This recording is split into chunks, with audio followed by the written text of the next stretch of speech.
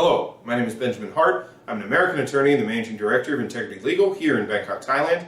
This video today we're going to be discussing specifically Packet 3, and we're going to be discussing it in the context of the K-1 visa.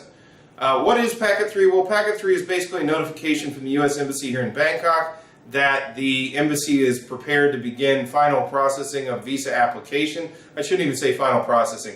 There's 3 phases to this process: Department of Homeland Security, National Visa Center, and then finally the U.S. Embassy here in Bangkok. They're just getting the ball in their hand when Packet 3's letter is sent out, and they're getting moving on what needs to be done for the final phases of issuance of a K-1 visa.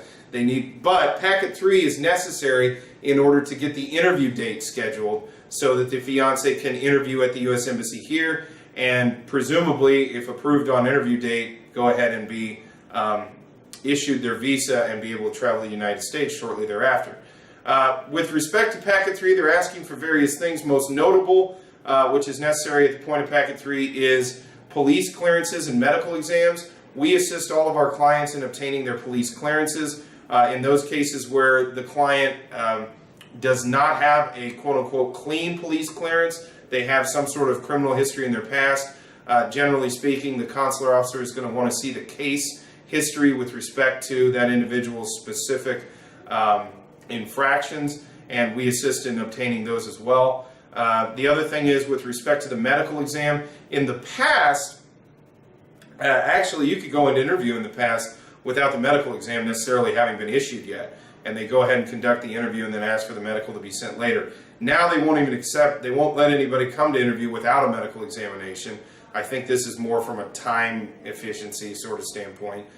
The other thing to keep in mind with respect to the medical examination is in the past it could be done relatively quickly. Oftentimes we'd see the entire medical being wrapped up in a day. Now the medical exam requires, it's my understanding, requires an examination for antibiotic-resistant gonorrhea, and the culturing takes about a week to undertake and to finish off so that that medical exam can be issued. So there are some timing crunches that we get into in these cases. It's no big deal.